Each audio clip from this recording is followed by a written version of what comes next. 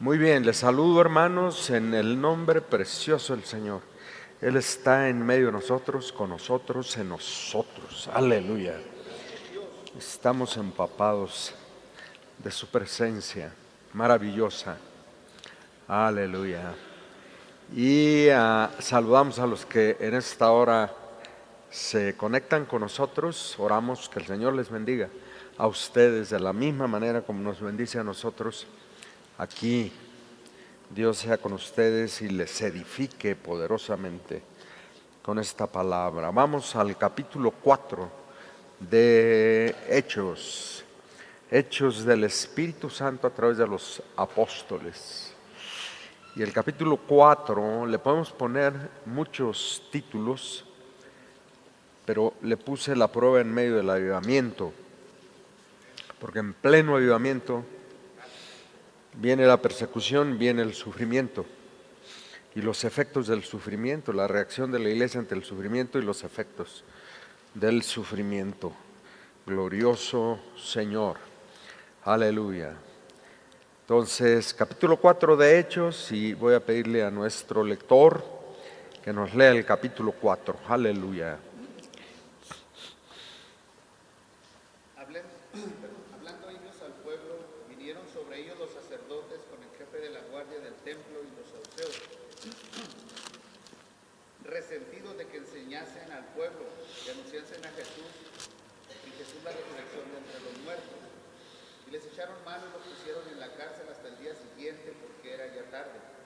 Pero muchos de los que habían oído la palabra creyeron, y el número de los varones era como 5,000.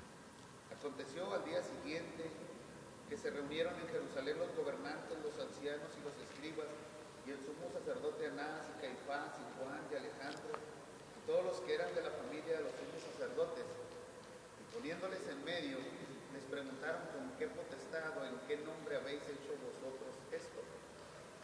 Entonces Pedro, lleno del Espíritu Santo, les dijo: gobernantes del pueblo y ancianos de Israel, puesto que hoy se nos interroga acerca del beneficio hecho a un hombre enfermo, de qué manera éste haya sido sanado, sea notorio a todos vosotros y a todo el pueblo de Israel que en el nombre de Jesucristo de Nazaret, a quien vosotros crucificasteis y a quien Dios resucitó de los muertos, por él este hombre está en vuestra presencia sano.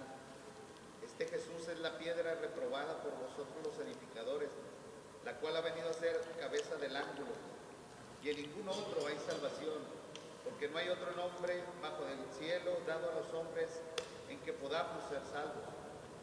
Entonces, viendo el denuedo de Pedro y de Juan, y sabiendo que eran hombres sin letras y del vulgo, se maravillaban y le reconocían que habían estado con Jesús. Y viendo al hombre que había sido sanado, que estaba en pie con ellos, no podían decir nada en contra. Entonces les ordenaron que saliesen del concilio y conferenciaban entre sí diciendo: ¿qué haremos con estos hombres? Porque de cierto señal manifiesta ha sido hecha por ellos, notoria a todos los que moran en Jerusalén, y no lo podemos negar.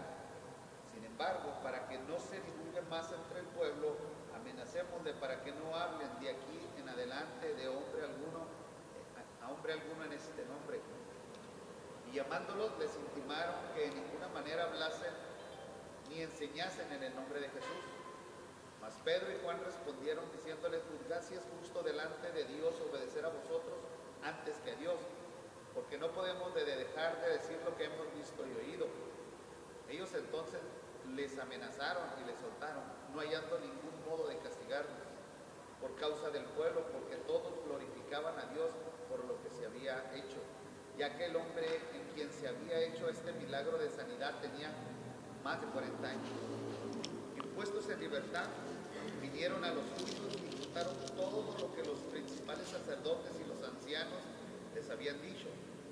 Y ellos, habiéndolo oído, alzaron unánimes la voz a Dios y dijeron: soberano Señor, tú eres el Dios que hiciste el cielo y la tierra, el mar y todo lo que en ellos hay, que por boca de David tu siervo dijiste: ¿por qué se amotinan las gentes y los pueblos piensan cosas vanas? Se reunieron los reyes de la tierra y los príncipes se juntaron en uno contra el Señor y contra su Cristo, porque verdaderamente se unieron en esta ciudad contra tu santo Hijo Jesús, a quien ungiste, Herodes y Poncio Pilato, con los gentiles y el pueblo de Israel, para hacer cuanto tu mano y tu consejo habían antes determinado que sucediera. Y ahora, Señor, mira sus amenazas y concede a tus siervos que con todo denuedo hablen tu palabra, mientras extiendes tu mano para que se hagan sanidades y señales y prodigios mediante el nombre de tu santo Hijo Jesús. Cuando hubieron orado, el lugar en que estaban congregados tembló, y todos fueron llenos del Espíritu Santo y hablaban con denuedo la palabra de Dios. Y la multitud de los que habían creído era de un corazón y un alma, y ninguno decía ser suyo propio nada de lo que poseía, sino que tenían todas las cosas en común. Y con gran poder los apóstoles daban testimonio de la resurrección del Señor Jesús, y abundante gracia era sobre todos ellos. Así que no había entre ellos ningún necesitado, porque todos los que poseían heredades o casas las vendían y traían el precio de lo vendido, y lo ponían a los pies de los apóstoles, y se repartía a cada uno según su necesidad. Entonces José, a quien los apóstoles pusieron por sobrenombre Bernabé, que traducido es hijo de consolación, levita, natural de Chipre, como tenía una heredad, la vendió y la trajo el precio y lo puso a los pies de los apóstoles. Aleluya. Aleluya. Vamos a orar. Vamos a pedirle al Señor que Él nos bendiga a través de esta palabra. Esta es su palabra viva. Esto sucedió entonces y ha sucedido en la vida de la iglesia todos los días desde entonces, y sigue sucediendo y seguirá sucediendo. Aleluya. Porque es exactamente la misma situación que vivimos ahora y se repite. Pero, como el Señor Jesús dijo, aún las puertas del infierno no prevalecerán, ¿verdad?, contra el avance de la iglesia. Frente a la situación difícil que se presenta aquí, la iglesia sigue adelante predicando el Evangelio, y así será hasta que el Señor regrese, porque la iglesia de Jesucristo es el cuerpo de Cristo aquí sobre la tierra, y la oposición y la persecución no la pueden apagar y no la pueden detener, nunca la podrán detener. El testimonio fluirá de manera poderosa en medio y a través de todas las circunstancias. Padre, gracias por tu palabra en esta hora. Señor, es con reverencia y con temor y temblor que la abrimos, la leemos y la creemos en nuestro corazón, y anhelamos, Señor, ponerla en práctica. Empodéranos como lo hiciste con este grupo, Señor, y lo empoderaste y lo usaste. Empodéranos y úsanos de la misma manera. Así lo has hecho a través de los siglos, hazlo otra vez aquí, Señor. Síguelo haciendo con nosotros, en el precioso nombre de Jesús. Aleluya. Aleluya. Gloria al Señor. Vean cómo empieza. Hablando ellos al pueblo, vinieron sobre ellos, nada más de repente cayeron sobre ellos los ancianos del pueblo junto con los saduceos. Escribas, fariseos y saduceos eran los grupos que gobernaban el pueblo. Los ancianos junto con los saduceos, dice aquí la palabra. Entonces el capítulo 13, recuerden, el capítulo 3 cierra con Pedro predicando con denuedo la palabra de Dios, predicando el Evangelio como consecuencia del milagro extraordinario que se llevó a cabo a través de la sanidad de este hombre paralítico que había estado muchísimos años sentado ahí a la puerta La Hermosa pidiendo limosna. Desde la resurrección del Señor Jesús, todo había ido viento en popa, cuesta abajo para los primeros creyentes. Primero, la experiencia o las experiencias tan extraordinarias que tuvo este grupo con el Señor Jesús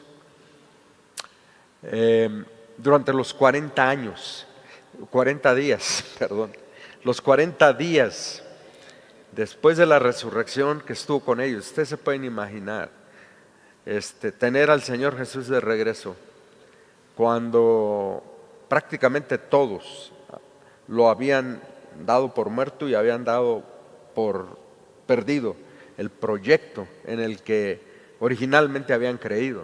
Y de pronto el Señor Jesús, como lo había prometido, se planta en medio de ellos y Él está vivo, vive por los siglos de los siglos, como les había dicho. Se les había olvidado, pero Él les había dicho. Entonces se imaginan las experiencias que tuvieron con el Señor Jesús durante esos 40 días en que Él estuvo con ellos y comió con ellos y caminó con ellos y les enseñó después de resucitado, después de haber muerto por ellos, la transformación de la vida al encontrarse con el Señor Jesús, después de que lo vieron morir. La experiencia de Tomás, la experiencia de Felipe, la experiencia de todos los apóstoles al tener al Señor Jesús de regreso, aleluya. Y 10 inmediatamente después, la experiencia y la tristeza de ver al Señor Jesús ascender a los cielos, estando con ellos en el Monte de los Olivos. De pronto, literalmente, es levantado delante de ellos y lo vieron ascender. Y estuvimos reflexionando un poquito en la forma como resucitado ve la ascensión del Señor Jesús, y así nos la imaginamos como la presenta la película Resucitado, y nos la imaginamos así, de una manera extraordinaria, ¡boom! Y lo vieron perderse, ¿verdad? En la altura, hasta que una nube vino y lo recogió, una nube lo envolvió, lo cubrió y desapareció. Y el testimonio inmediatamente de los ángeles, ¿verdad? Que se plantaron junto a ellos y les dijeron, ¿qué estáis viendo al cielo? Este mismo Jesús que ha sido tomado de en medio de vosotros, así volverá otra vez. La promesa viva que tenemos, el Señor volverá por su iglesia, de la misma manera como ellos lo vieron irse al cielo. Y luego 10 días después, Pentecostés, el cumplimiento de la promesa que Él les dijo, no se vayan de Jerusalén hasta que venga sobre ustedes el poder y seáis, ¿verdad? Seáis empoderados. Y el Espíritu Santo viniendo sobre cada uno de ellos y llenándolos de su presencia de una manera extraordinaria y sobrenatural. Los equipa para predicar la palabra de Dios y para vivir en victoria en medio de todas las circunstancias, en las circunstancias, en medio de las circunstancias que vienen inmediatamente después. Y están aquí en ese remolino de experiencias sobrenaturales con el Señor Jesús, su aparición en medio de ellos, su ascensión, toda esta cadena de manifestaciones del poder de Dios fuera de lo ordinario, alentados y fortalecidos entonces por el poder de Dios. Pedro y Juan suben a orar con el resto del pueblo que subió a orar, con el pueblo devoto que subió a orar a la oración de las 3 de la tarde.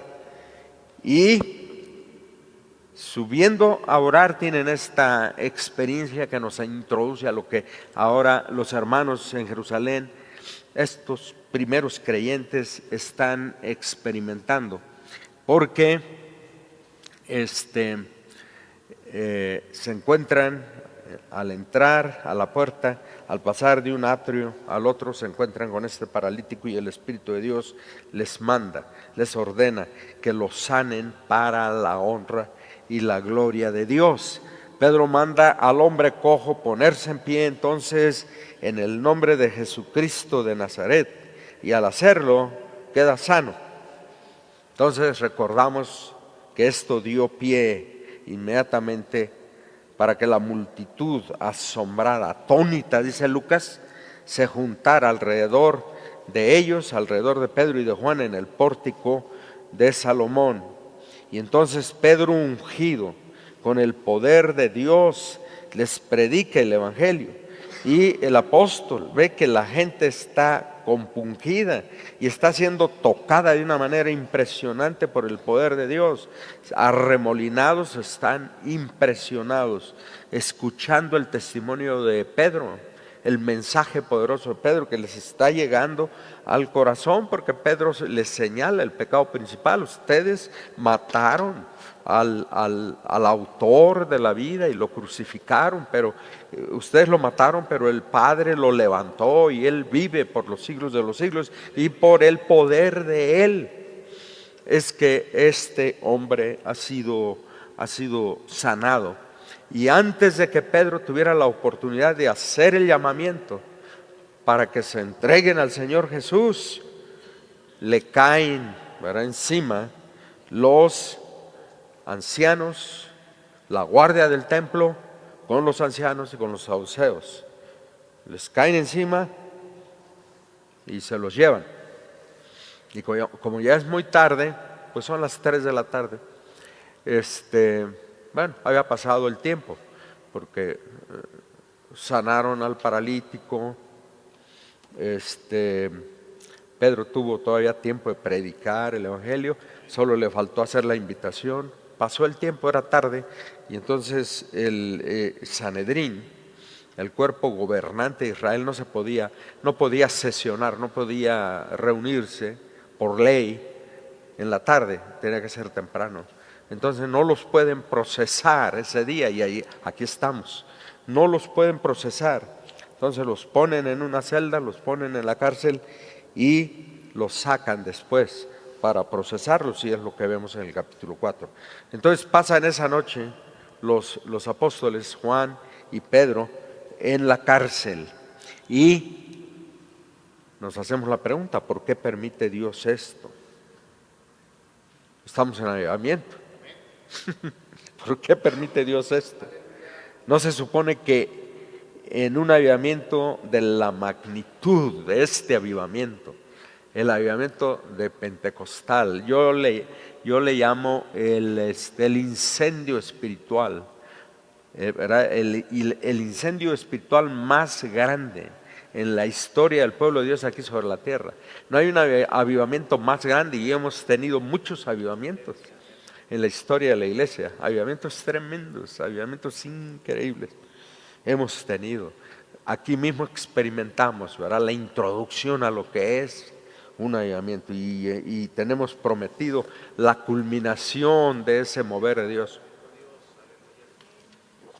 Pero ningún avivamiento ha sido tan poderoso, tan extraordinario como Pentecostés, porque precisamente en Pentecostés nace la iglesia, y la iglesia es lanzada bajo ese poder a predicar el evangelio por todo el mundo conocido, y salen y predican el evangelio, y el evangelio se extiende por todo el norte de Israel hasta Siria y hasta Mesopotamia, y a la izquierda todo lo que es Asia Menor, ahora Turquía, y todo lo que es Europa se predica el evangelio, y hacia el sur, hacia África, se predica el evangelio. En el norte de África, y no tan en el norte, hasta el centro y hasta el sur de África se predica el evangelio. El evangelio cunde y se va hacia el oriente, hacia la India, y llega a la India, y Tomás va a la India, y Tomás predica el evangelio en la India,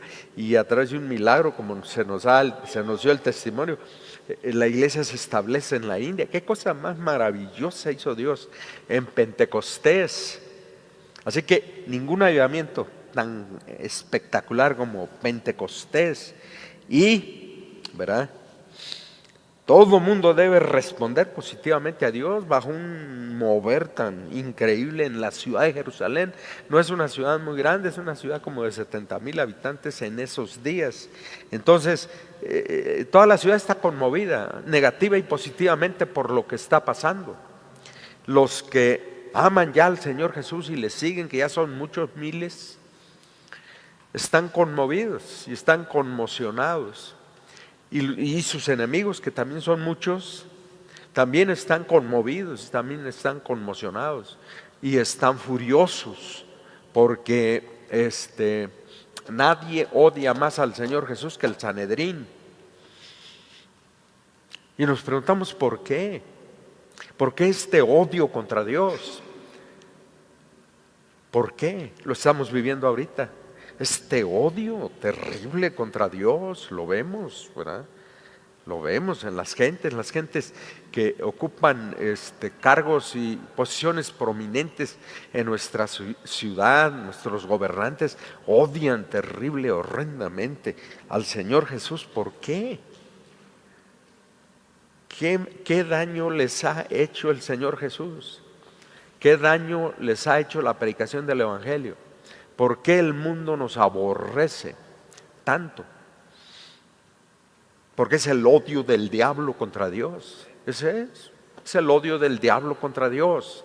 Entonces, no somos parte, gloria a Dios, no somos parte de ese odio, pero existe ese odio. Y la iglesia, ¿verdad?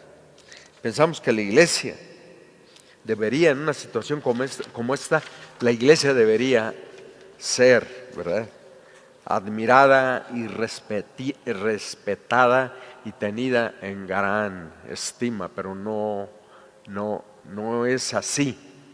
Entonces vamos a ver lo que este capítulo nos enseña, lo que este capítulo nos revela en relación con la naturaleza de la proclamación del Evangelio en circunstancias que no son positivas, que no son favorables a la iglesia. Porque esto nos prepara, hermanos, nos prepara para lo que viene, lo que está por venir, ¿verdad? Eso nos prepara. Y no nos va a encontrar desprevenidos, sino preparados con el rostro firme, porque la victoria final es del Señor.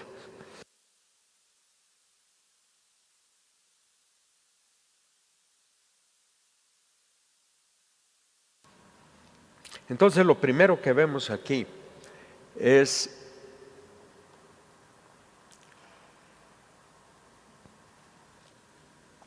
lo que este acto de persecución nos enseña, lo que este acto de persecución nos enseña. Aquí tenemos a Pedro y a Juan.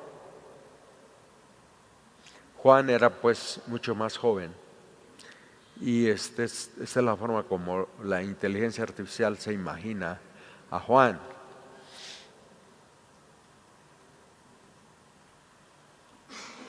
Sí. El apóstol que amaba el Señor Jesús, a todos los amaba, a todos los ama, a todos nos ama igual. Pero Juan era ese tipo de personas que se acurruca y se acerca. Aleluya.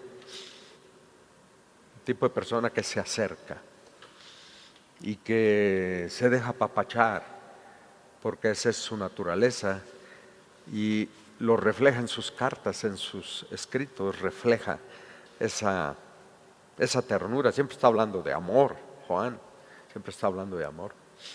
Entonces sí, así nos lo imaginamos.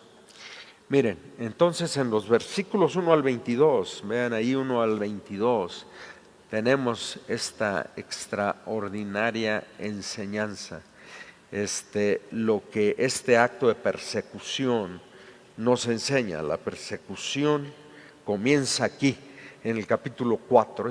Es el primer acto de persecución que la iglesia experimenta, y de ahí se convierte en un grupo experimentado en medio del sufrimiento, porque a partir de ese momento es una cadena de sufrimiento, y así ha sido la proclamación del Evangelio a través de los siglos. Yo me acuerdo de esta muchachita la doctora brasileña que nos predicó aquí, la hermana Winter, creo que sí, el apellido Winter, que nos visitó en una ocasión, una muchacha católica pero creyente, con una experiencia de salvación en el Señor. Y ella nos decía, frente a la persecución que viene, porque viene, estaba aquí precisamente para hablarnos acerca de nuestra preparación como iglesia frente a la persecución. ¿A qué le tememos? Nos decía, ¿a qué le tememos, cristianos?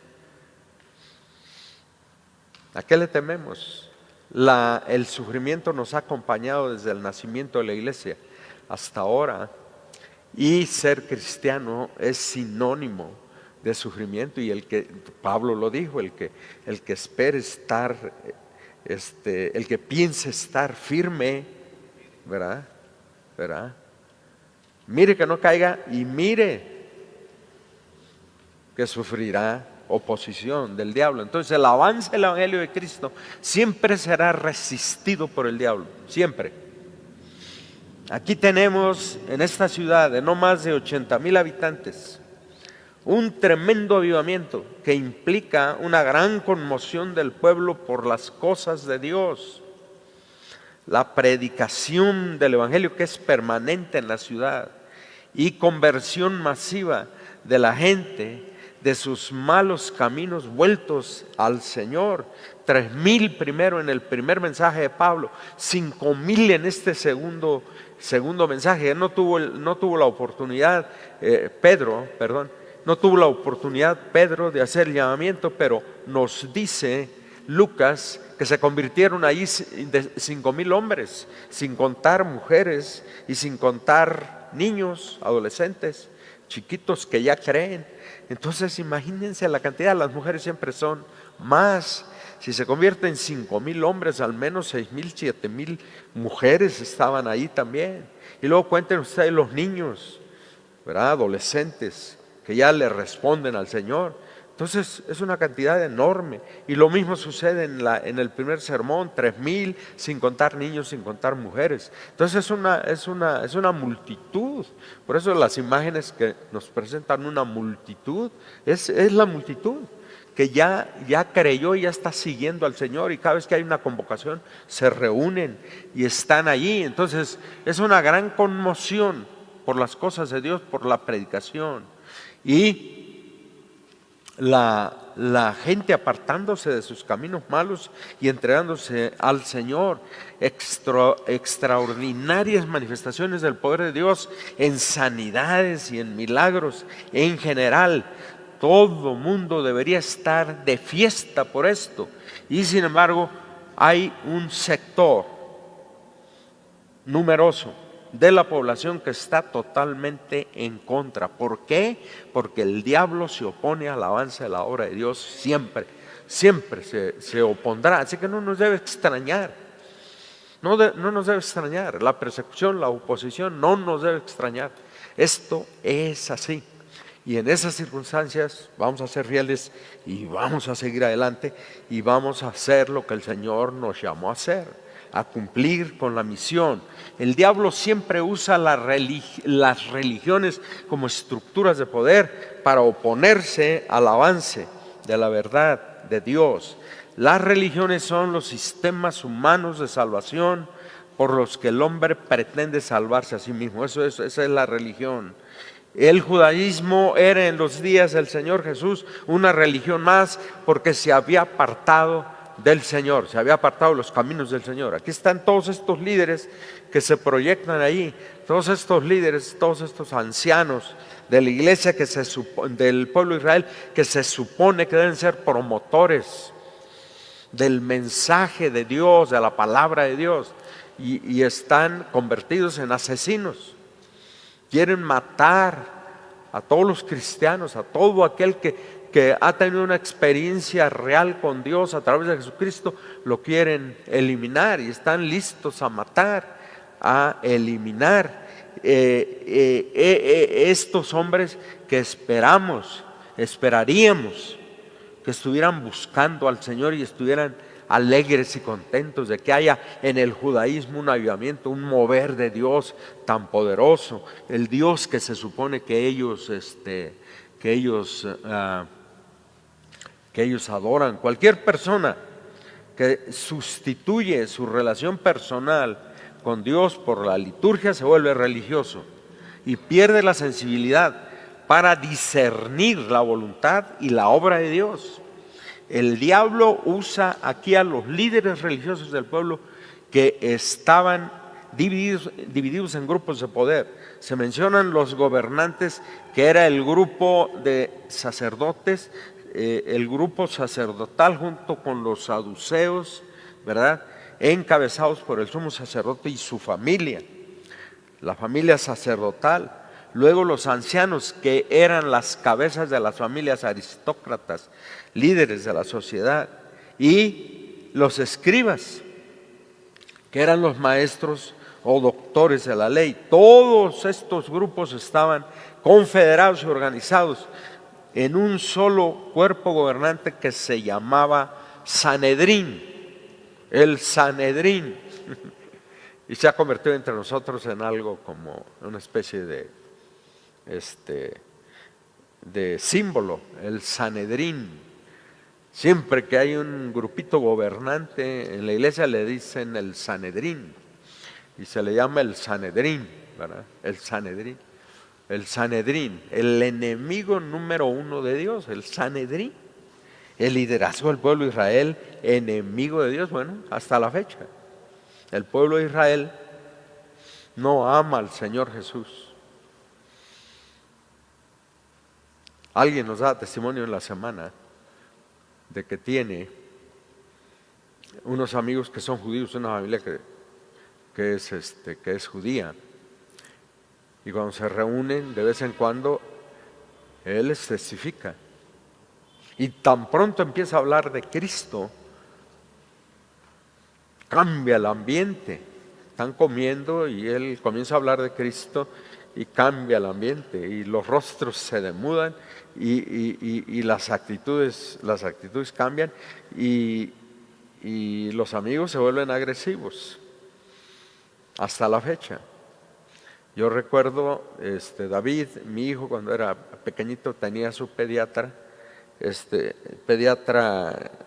oftalmólogo, porque él nació con un problema del lagrimal, nació con el lagrimal bloqueado y tuvieron que hacerle una pequeña cirugía para destaparle el lagrimal, pero consistió en quirófano, anestesia y todo lo demás, pequeñito, así que lo trató este médico judío.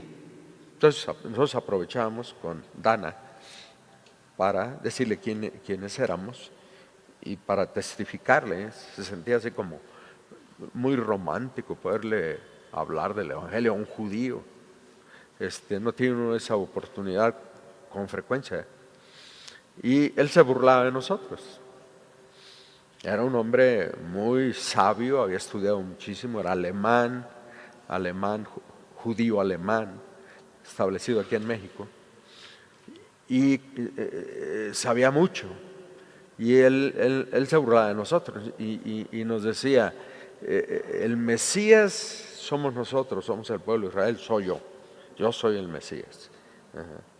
El siervo sufriente de Isaías somos nosotros, soy yo el siervo sufriente. No sabía que sufría mucho, pero somos nosotros. Y se burlaba, era nada de lo que le decíamos lo tomaba en serio, lo tomaba como una fábula. Todo eso es una fábula. Y esa es más o menos la actitud que el judío en nuestros días mantiene en relación con el Señor Jesús. Aún los devotos, hay judíos que son devotos y que practican, viven todavía la ley, y tal vez ellos son los más duros, ¿verdad? Ellos son los más duros. Aún los judíos, hermanos, los judíos mesiánicos que han aceptado al Señor Jesús y han reconocido que el Señor Jesús es el Mesías. Y como les he dicho tantas veces, aquí los tuvimos y los apoyamos en un proyecto que tuvieron. Vinieron aquí a la ciudad para evangelizar a los judíos y tuvieron una campaña muy impresionante allá en el Auditorio Nacional y los apoyamos, estuvimos con ellos. Pero aún ellos, aún el judío mesiánico, sigue dudando muchas cosas, no entiende a la iglesia, son duros. Y aquí están, ¿verdad? Aquí están, el Sanedrín, el enemigo número uno desde entonces, y no ha cambiado el pueblo de Israel. Entonces el Sanedrín se caracterizaba por su profundo odio a Jesús de Nazaret. Unas cuantas semanas antes este cuerpo había juzgado a Jesús, lo había sentenciado a muerte y lo había entregado a Poncio Pilato para su ejecución.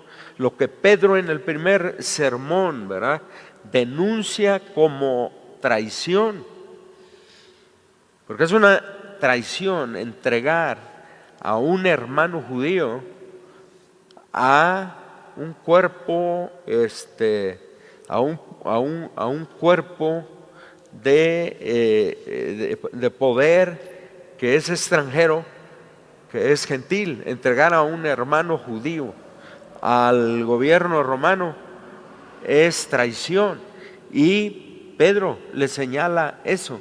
Entregar un hermano judío en manos de autoridades gentiles es una traición, y Pedro se lo señala. Ahora aquí está este mismo cuerpo que concentra todo el poder judío en feroz oposición al avance del Evangelio, al avance del amor de Dios, del Dios que ellos adoran.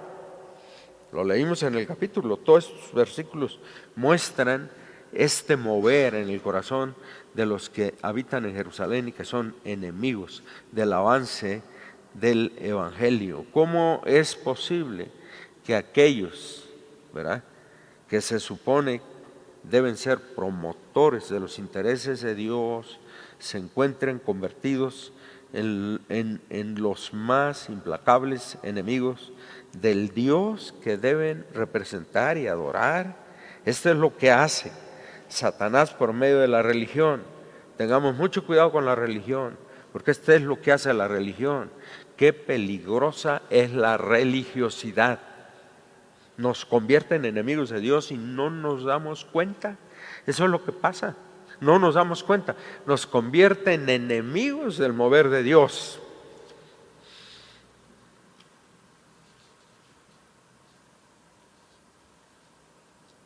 Había un hermano pentecostal que nos hablaba mucho del avivamiento, un profeta que nació espiritualmente en Asambleas de Dios, en el avivamiento de lluvias tardías, el impacto del avivamiento de lluvias tardías en los 50 del siglo pasado, 1950, en esa década hubo un tremendo avivamiento que se llamó lluvias tardías, y muchas expresiones del movimiento pentecostal se incorporaron en ese mover de Dios, otros no. Nosotros, Asambleas de Dios, nos mantuvimos al margen, y él en ese movimiento, él abrazó el avivamiento. Cuando su iglesia no lo abrazó, se separó, pero seguía amando a Asambleas de Dios y lo invitaban siempre a compartir en los avivamientos, el hermano Mahoney. Y escribió mucho y nos dejó un manual para discipular que se llama El Callado del Pastor, que usamos con mucha frecuencia, el hermano Mahoney. Él nos decía y lo repetía, muchas veces lo repitió, yo lo oí repetirlo. La generación que busca avivamiento y recibe el avivamiento, con el paso del tiempo se va quedando quieta, se va descuidando y se va enfriando, y cuando la siguiente generación se levanta en medio de ella, buscando el rostro de Dios, buscando el mover de Dios de la misma manera como ellos en el pasado, se convierten en sus enemigos. ¿Y quiénes son sus primeros enemigos? Aquellos que buscaron avivamiento en una ocasión y ya se les olvidó y ya se volvieron religiosos. Cuando se sustituye la comunión vibrante, poderosa de Dios, por eso yo insisto en el hecho de que nos tenemos que mantener emocionados buscando el rostro de Dios. En nuestra devoción diaria personal tenemos que experimentar la presencia de Dios. Hermanos, te empiezas a sentir aburrido de caminar con el Señor, aburrido, y te empieza a pesar, empiezas a sentir pesada la liturgia, que es tan bonita la liturgia. Si te empieza a pesar la liturgia es porque te estás quedando quieto y te estás quedando dormido. Cuidado con eso. Te quedas dormido y te empiezas a conformar con cumplir con algunos aspectos de la liturgia. Actividades, participar en actividades, se te olvida experimentar la presencia de Dios todos los días, porque la presencia de Dios se experimenta todos los días. Aleluya. Y esa presencia de Dios nos mantiene quebrantados, nos mantiene humildes en su presencia, nos mantiene anhelando más porque sentimos que no hemos alcanzado la comunión, la intimidad con Dios que debemos alcanzar. Nos sentimos siempre faltos de comunión con Dios, queremos más y queremos más y queremos más. Por ahí hay un canto que cantamos, pues, lo hemos probado y queremos más. Es exactamente lo que pasa en el avivamiento, pero ese avivamiento debe ser permanente, el quebrantamiento de espíritu todo el tiempo. No hemos alcanzado todavía lo que Dios ha planeado para nosotros, y mientras esa sea la convicción en nosotros, nos vamos a mantener buscando y no nos vamos a quedar quietos, no nos vamos a quedar dormidos, porque si nos quedamos dormidos nos volvemos religiosos y nos empieza a satisfacer participar en algunas actividades nada más, y entonces venimos una vez, nos integramos con los hermanos una vez a la semana y nos vamos. Los domingos nos vamos de viaje, nos vamos de paseo, porque hay muchos lugares que conocer y no estamos interesados en el crecimiento espiritual, en compartir con los hermanos, en la espiritualidad, porque no la estamos experimentando. Y cuando hablamos de eso, preguntamos, ¿qué es eso? ¿De qué estás hablando, hermano? Ya me cansaste con eso. Exactamente. Nos estamos quedando quietos y nos estamos volviendo religiosos y sin darnos cuenta nos convertimos en enemigos de Dios, nos convertimos en obstáculo al crecimiento de los demás y al avance de la espiritualidad de los demás. Lo vemos y lo experimentamos todo el tiempo. Es un peligro la religiosidad. Entonces, tengamos cuidado, no descuidemos nuestra comunión personal con Dios diaria. El instrumento clásico de la oposición siempre es la persecución, siempre es la persecución, que consiste en la aplicación de la violencia en su expresión extrema. La violencia en su expresión extrema es la muerte, y entonces se aplica la violencia en todas las expresiones. Se aplica la violencia y la iglesia entonces la iglesia se convierte en mártir cuando eso sucede. El caso de nuestro capítulo 3 es la primera acción de oposición y persecución contra el avance de la iglesia en Jerusalén. Por tanto, se limita a encarcelamiento, 4:3, ahí comienza el encarcelamiento.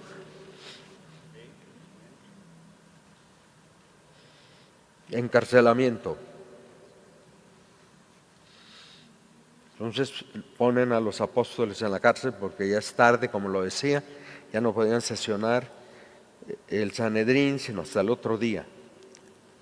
Entonces están en la cárcel. Y se limita a la represión verbal. 4, 7, 18 y 21 está la represión verbal. Cuestionamiento de la autoridad para predicar el Evangelio. ¿Bajo qué autoridad? ¿O en qué nombre? ¿Qué es la autoridad del nombre? ¿En qué nombre se atreven ustedes a anunciar este mensaje? Y la respuesta es en el nombre de Jesús de Nazaret. Esa es la autoridad. Bajo esa autoridad predicamos el Evangelio. Ningún cuerpo gobernante nos puede autorizar. Son raros los cuerpos gobernantes, son raros los gobiernos que autorizan, que nos dejan en libertad para anunciar el Evangelio. A mí Jordania no deja de asombrarme, porque Jordania, como nos han dicho, Jordania siendo musulmana, devota como pueblo, musulmanes, dejan en libertad a la iglesia cristiana para que predique el Evangelio. Eso es increíble, que en un contexto musulmán, que se persigue a los cristianos y se les ejecuta, se les mata, pero en montones, se permita en este país que se predique el Evangelio. Es extraordinario. Dios bendiga a Jordania. Y Jordania llegue un día a ser salva, a responderle al Evangelio como Grecia respondió en los días de Pablo.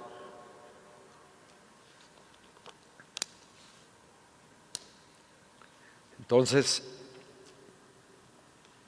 cuestionamiento, ¿en qué nombre? ¿Bajo qué autoridad o por qué autoridad tienen ustedes para predicar? Y luego rechazan la autoridad, la autoridad usada por los apóstoles. El nombre de Jesús no reconocen los gobernantes de Israel que el Señor Jesús tenga autoridad para anunciar su mensaje en medio del pueblo. Entonces, hay una absoluta prohibición de continuar predicando a Cristo. Esta es la persecución, absoluta prohibición. Amenazas de que en caso de que no se obedezca, la violencia sería mayor en la próxima vez, lo que realmente sucede. La oposición va en aumento hasta convertirse en asesinato y en martirio para la iglesia, y eso es normal en la vida de la iglesia. Entonces, el diablo siempre se opone al avance del Evangelio. En segundo lugar, tenemos aquí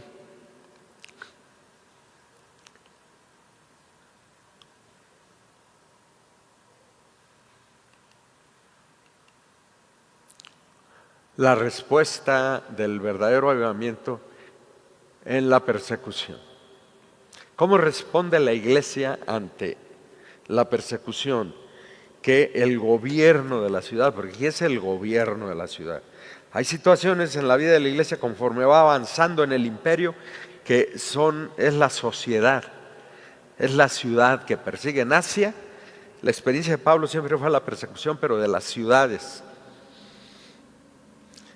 Siempre instigados, la oposición siempre instigada, liderada por los mismos judíos que estaban dispersos por todo el imperio. Eran los primeros que iniciaban la persecución de la iglesia, fueron enemigos de la iglesia donde quiera, los seguían. Por donde quiera que los judíos oían que estaban los cristianitos, iban y les causaban problemas, siempre fue así en el imperio. Qué triste. Y sin embargo Dios ama a los judíos. Oramos por ellos, porque nuestras raíces como iglesia pues están en el pueblo de Israel, y tenemos el Antiguo Testamento, que es palabra de Dios. Entonces, oramos por ellos, y como cristianos no odiamos a los judíos, los amamos y oramos por ellos. Y deseamos que Dios los bendiga y los salve, y salve a muchos. Sabemos que todo el pueblo va a ser salvo al final en la gran tribulación, pero demasiado tarde para los que viven ahora. Los que van a ser salvos son aquellos que vivan en aquel tiempo, pero y estos todos se están perdiendo, están yendo al infierno. Entonces es una situación difícil para el pueblo de Israel en estos días, con tantos enemigos a su alrededor, y ellos no se vuelven al Señor. Si se volvieran al Señor, otra cosa sería. Oramos por ellos, oramos por su salvación, para que muchos en este tiempo sean salvos. Entonces, la respuesta del verdadero avivamiento ante la persecución, la forma en la que la iglesia de Cristo responde al sufrimiento de la oposición persecutoria, es toda una enseñanza devocional para la iglesia de Cristo en la gran Ciudad de México, ya tierra adentro del siglo XXI y del segundo milenio de avance del Evangelio. Es una gran enseñanza para nosotros la forma como la iglesia responde en ese momento en Jerusalén, una gran enseñanza. Entonces, si queremos renovación en nuestro corazón y vivir para la gloria de Dios en este tiempo, necesitamos estar dispuestos y preparados para sufrir persecución. Así es. No hay otro camino más que la persecución. La verdadera renovación espiritual de la iglesia es un ataque por asalto contra los poderes del averno. Me gusta esa palabra que usan los poetas. Le dice Francisco de Asís al lobo de Bubia: vienes del infierno, te ha infundido tu rencor eterno Luzbel o Belial, todos estos nombres poéticos para Satanás. Vienes del averno, vienes del averno, ¿te ha infundido acaso tu rencor eterno Luzbel o Belial? Entonces, el averno, el infierno, el averno. Entonces, es un asalto contra los poderes del infierno, del averno, y la derrota y el repliegue de las fuerzas de Satanás le causan gran ira. Y en el avivamiento eso es lo que sucede. Los avivamientos, el avivamiento de Pentecostés es un asalto contra los poderes demoníacos en Israel.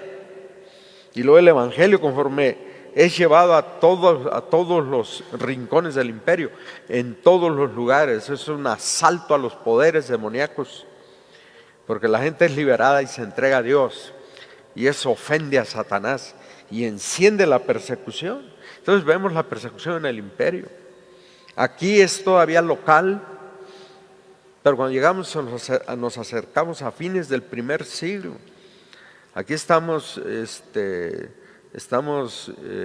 ahí por el año, tal vez el año 36, el año 37, estamos comenzando del primer siglo, pero cuando llegamos al 80, al 85, ya es el imperio el que toma la persecución, ya es Domiciano, el emperador Domiciano, que inicia la persecución del Estado contra la iglesia. Hasta allí las persecuciones habían sido locales y generalmente de la sociedad. La única que no había sido de la sociedad fue en los 60 en Roma, la persecución que llevó a cabo Nerón. Nerón estaba loco y culpó a los cristianos y inició una tremenda persecución, y en esa persecución es ejecutado Pedro, y en esa persecución es ejecutado Pablo en los 60. Pero hasta allí eran persecuciones así locales.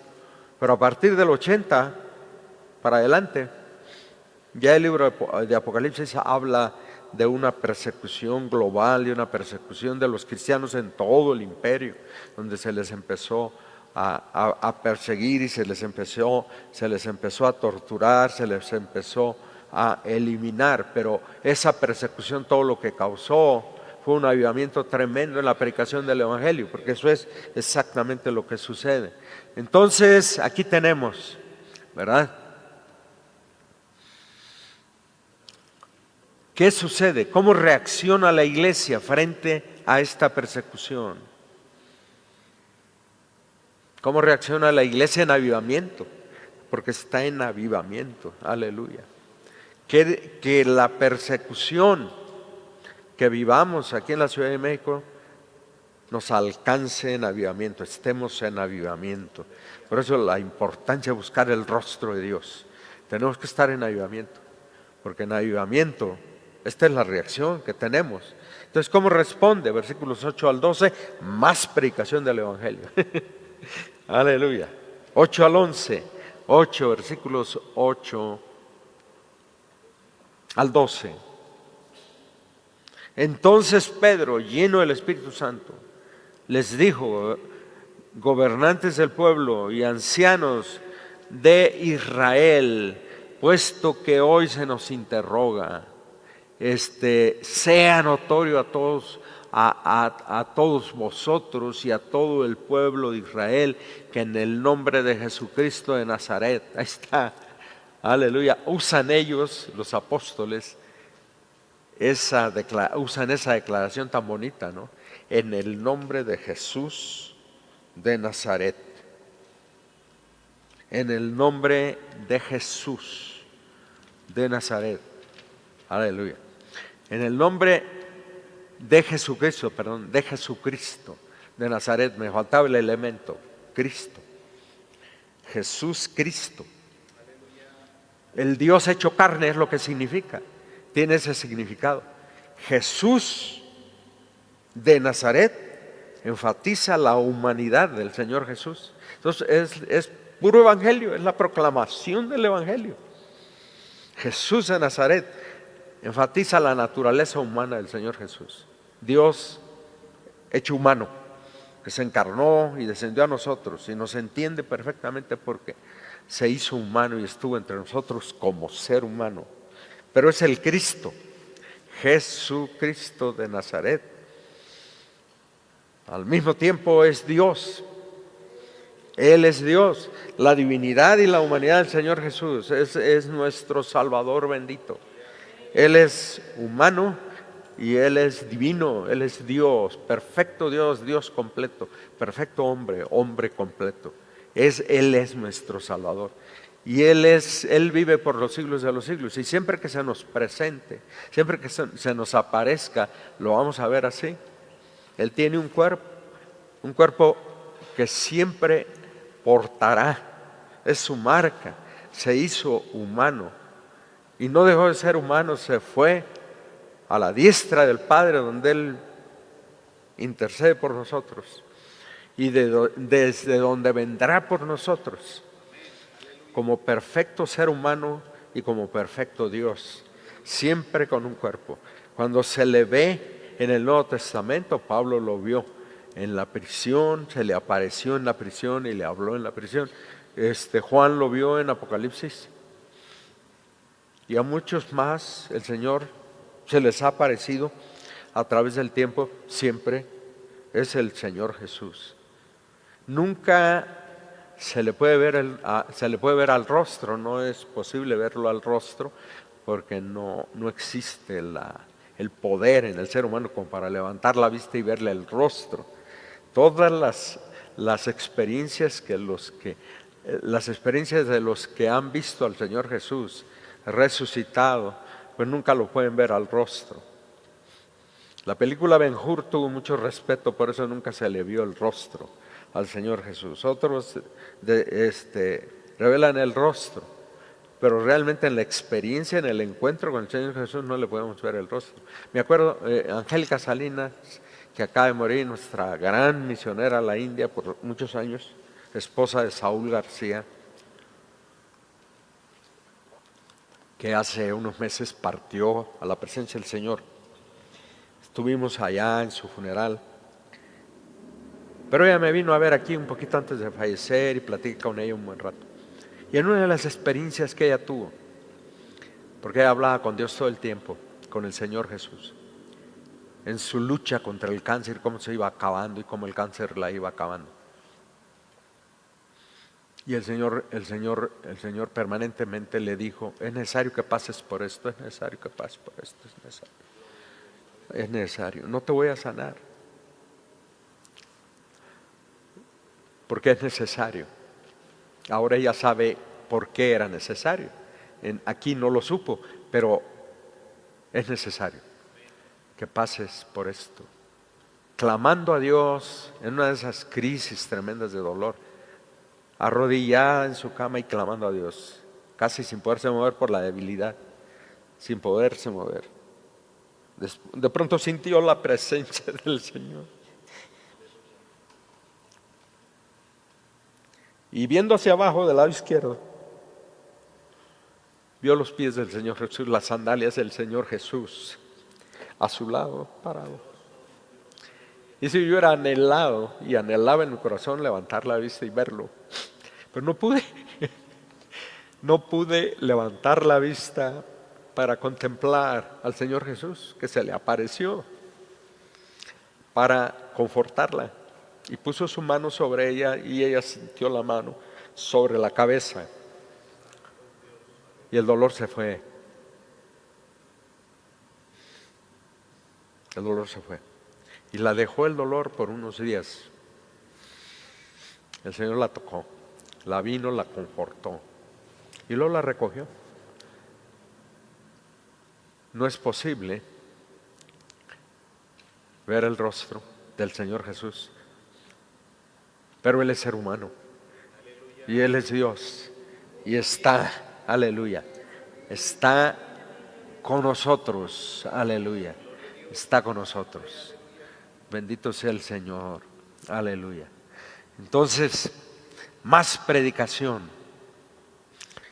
En segundo lugar, el mensaje ahora señala el pecado y la necesidad de los que escuchan. Mataron al autor de la vida, comienza a señalarse el pecado en la predicación.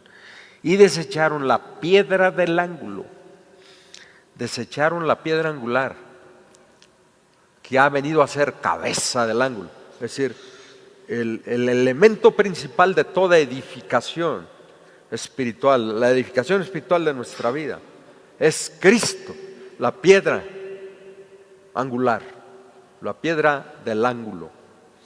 La construcción, los que son arquitectos entienden lo que es esto, pero las construcciones en el tiempo del Nuevo Testamento estaban fundamentadas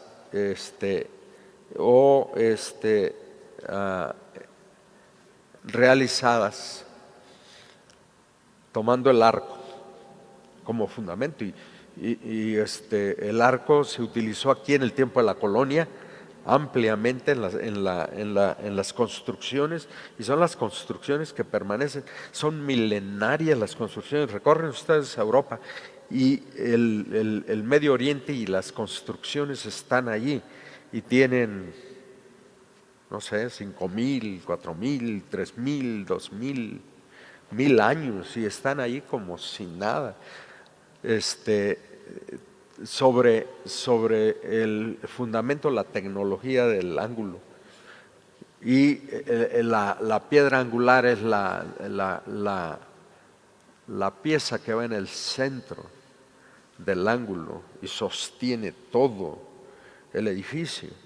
La catedral de Florencia, que marca el inicio del Renacimiento en Europa, se construye esa catedral al principio del Renacimiento y con ella se inicia el Renacimiento. Es una construcción verdaderamente asombrosa. Dice uno, pues aquí intervino Dios. Dios es el que hizo esta construcción y se hizo aplicando la tecnología del ángulo, lo maravilloso que es el ángulo.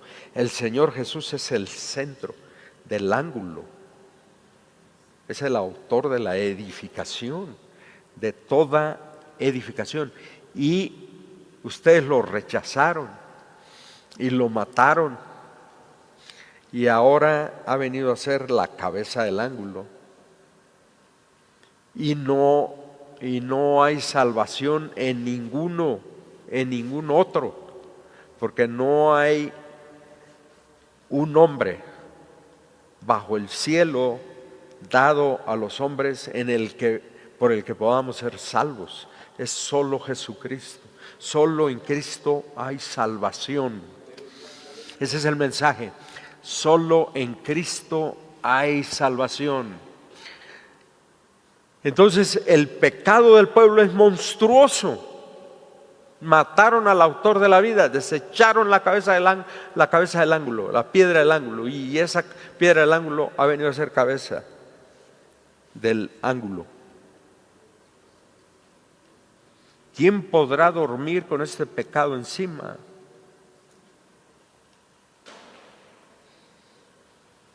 Este es el pecado que el ser humano comete en nuestros días.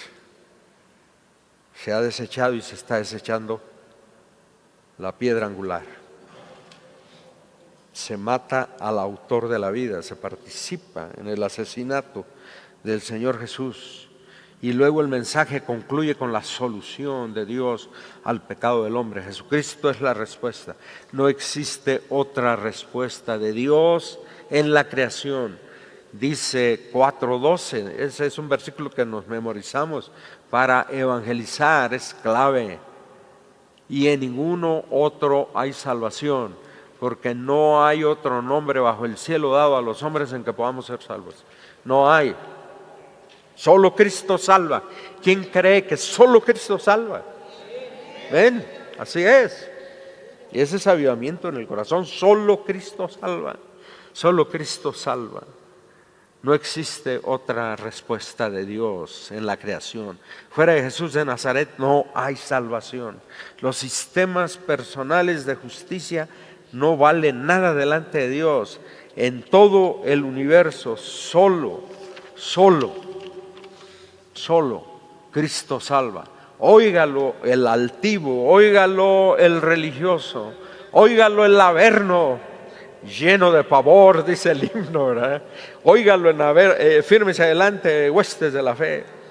Óigalo el averno, lleno de pavor. Solo Cristo salva. Aleluya. No hay salvación en nadie más, solo en Cristo Jesús. Y ese es el mensaje eterno, ese es el mensaje que proclamaremos. La iglesia está en apostasía en general, hay mucha apostasía en la iglesia. Y se está negando que la salvación esté solamente ubicada en Cristo Jesús. Pero este es el mensaje del Evangelio. Y seremos fieles al mensaje del Evangelio. Aunque nos cueste la vida, seremos fieles al mensaje del Evangelio. Porque este es el mensaje que triunfa y triunfará. Aleluya, por los siglos de los siglos. Entonces, más predicación. Fue la respuesta de la iglesia, más predicación. Más oración pidiendo fortaleza. Vean los versículos 23 al 31. La iglesia se reúne. Es interesante que la persecución trae más fervor y denuedo a la iglesia como resultado de la respuesta de Dios a la oración. La iglesia no pide que Dios aleje la persecución, es bien interesante. Y no oramos, Dios quita de nosotros la persecución, abre el camino, líbranos de la persecución. No, la iglesia nunca oró así. Nunca le pidió al Señor que quite la persecución. Es bien interesante que la iglesia, ¿verdad? La iglesia pide fortaleza para continuar siendo fieles en medio de la persecución y en medio de la prueba. El versículo 31, ¿verdad? En este versículo Dios contesta la petición dándoles una nueva unción del poder del Espíritu de Dios para que sigan predicando el Evangelio. Vean el versículo 31. Aleluya. Cuando hubieron orado,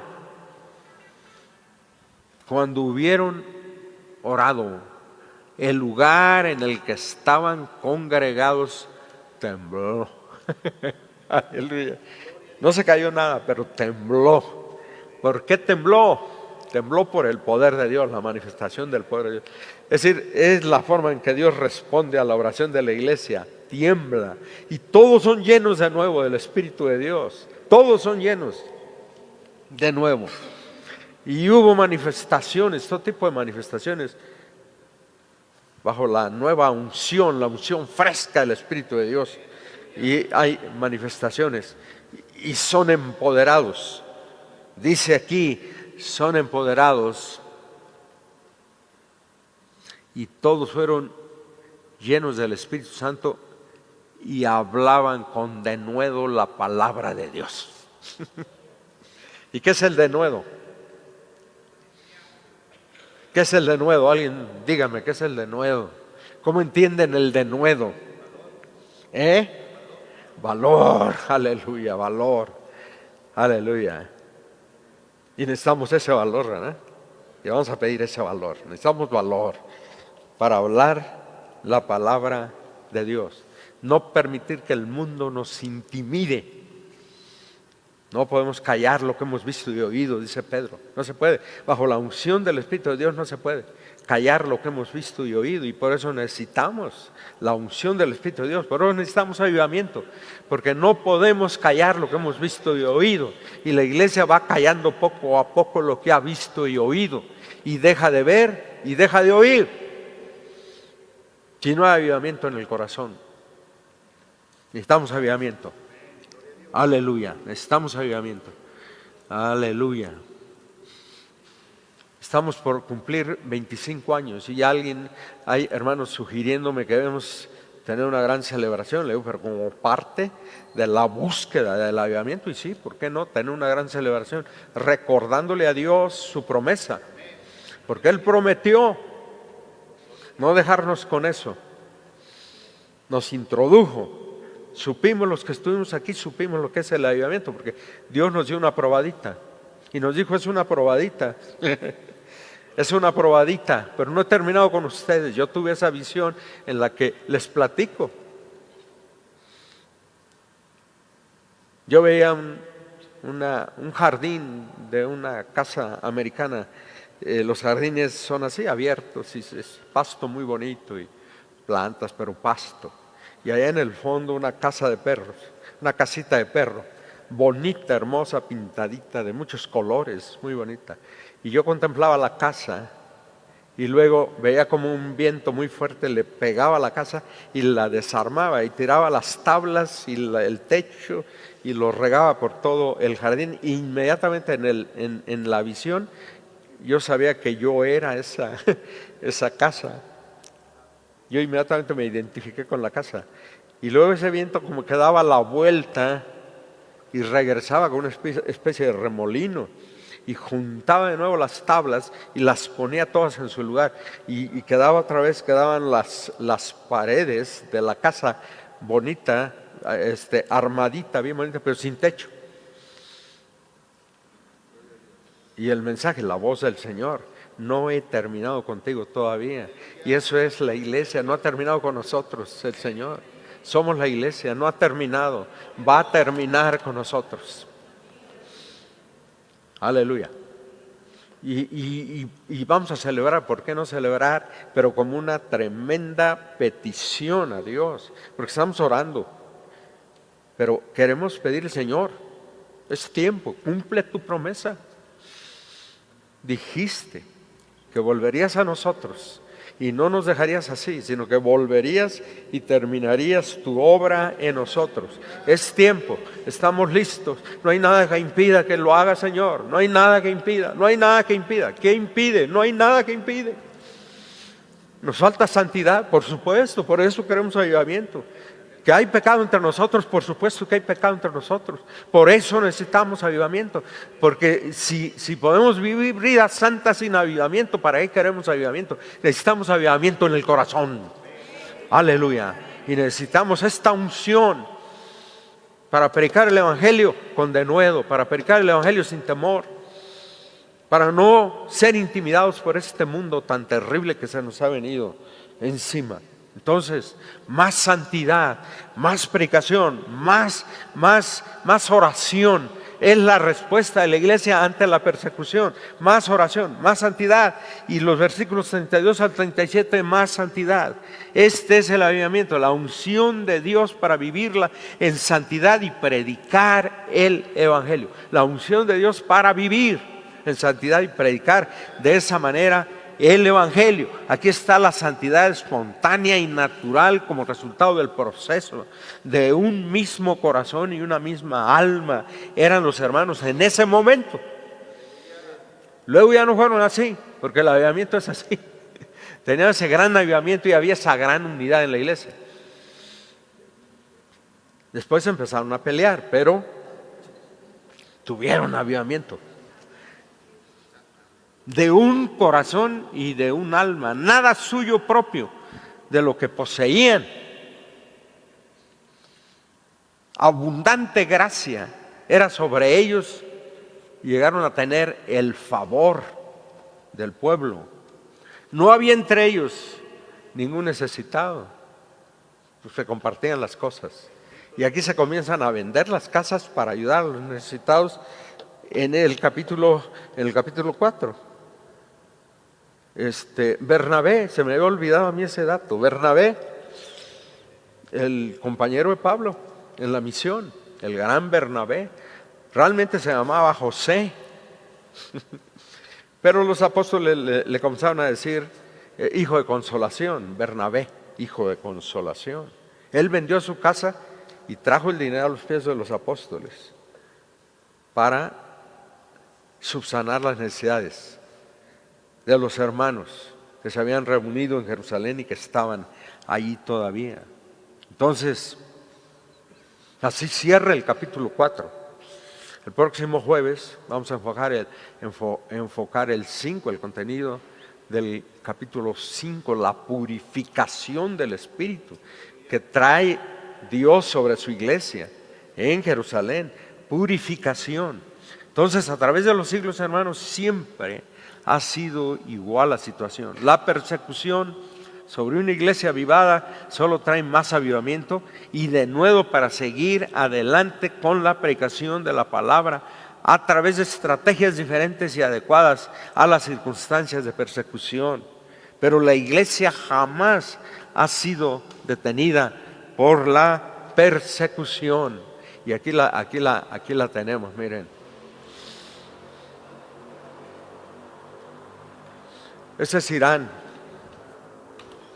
ahorita, en la guerra.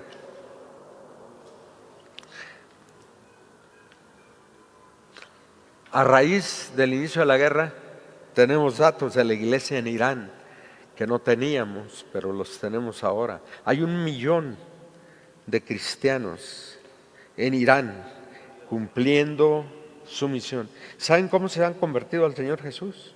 No ha habido predicación, porque han estado bajo un régimen. ¿Cómo se le llama? ¿Cómo se le llama? ¿Cómo? Sí. Hay un calificativo que se aplica. ¿Cómo? Totalitario. Y hay otra palabra más agresiva que se me va. ¿Por qué se me va? Sí, completamente. Donde no se permite absolutamente nada. Y el que lo hace lo ejecutan. Pero ¿saben cómo se han convertido? El Señor Jesús se les ha aparecido. Es el testimonio. Estamos escuchando los testimonios. El Señor Jesús se les ha aparecido personalmente y los ha ido convirtiendo Él. 1 millón de iraníes aman entrañablemente al Señor Jesús y forman la iglesia bajo persecución extrema, porque son regímenes totalitarios, pero animalescos, brutales, brutos. Así es, brutal, régimen brutal, gobierno brutal, eso es lo que tienen. Entonces no se permite absolutamente nada. Cualquier pequeña desviación se va a la cabeza. verdaderamente brutal. Pero el Señor Jesús, ni siquiera los ángeles, el Señor Jesús, ese es el testimonio de los hermanos. El Señor Jesús les habló y los convenció y se entregaron y están completamente entregados y dan su vida todos los días, porque cualquier cosita que se nota que son cristianos los ejecutan sin misericordia, Pero eso es lo que está pasando en el mundo, bajo la persecución. Entonces yo me pregunto, ¿por qué debemos ser liberados nosotros? No hay por qué, ¿verdad? Entonces, Dios nos ha dado la oportunidad de prepararnos. Vamos a pedirle a Dios fortaleza, que cuando esto llegue a nosotros seamos fuertes y tengamos denuedo, tengamos valor para testificar, para seguir predicando el Evangelio como lo estamos haciendo. Ajá.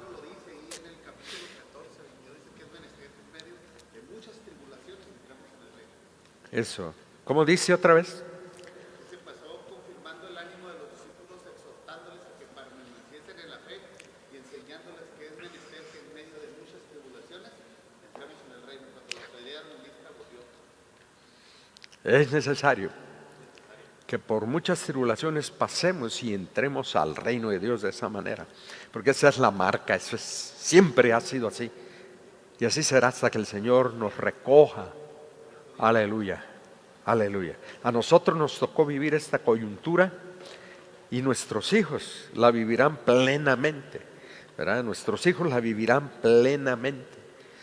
Nuestros hijos, que son jóvenes ahorita, adolescentes jóvenes, la vivirán plenamente, no se diga nuestros niños. Nuestros niños puede ser que ya ni la vivan, puede ser que el Señor venga antes.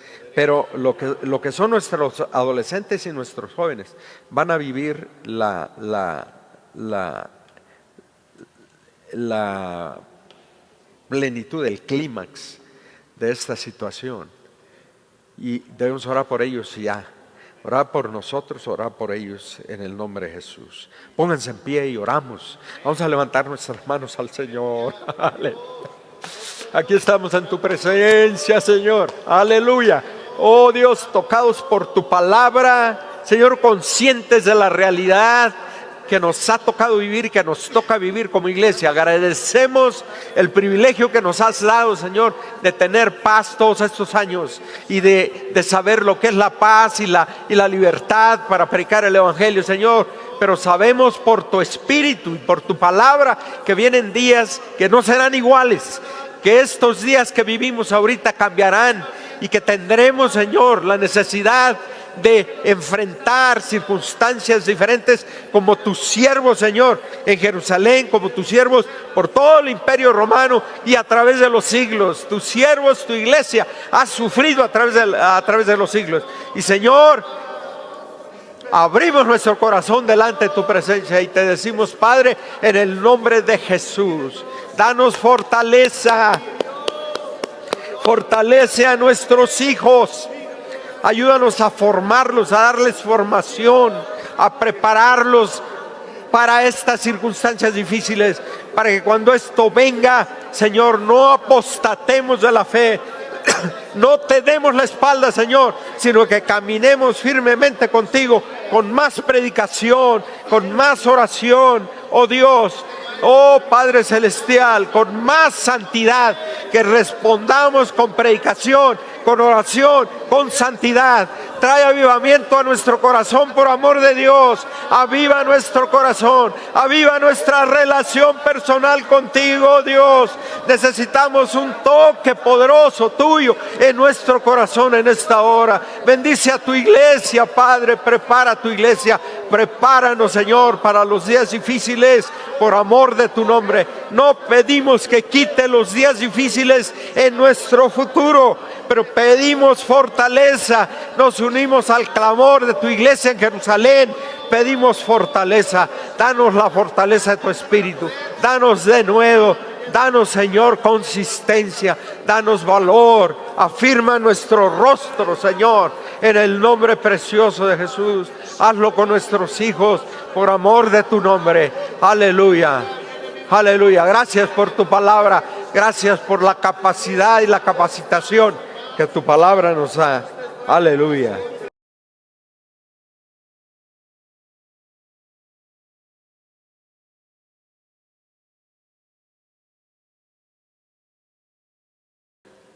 Todos en pie, los que están en casa en pie, levantamos nuestra mano derecha al Señor. Jehová te bendiga y te guarde, mi hermano, y Él haga resplandecer su rostro sobre ti y tenga de ti misericordia. Él alce su rostro sobre ti y ponga en ti paz. Él bendiga tu salida y tu entrada desde ahora y hasta el día en que estemos todos juntos en las bodas del Cordero para beber la cuarta copa con Él. Contigo, Señor, beberemos la cuarta copa. Aleluya. Aleluya. Amén. Shalom. La paz de Dios sobre cada uno de nosotros. Abrace a todos. No se vaya así nada más. Aleluya. Aleluya.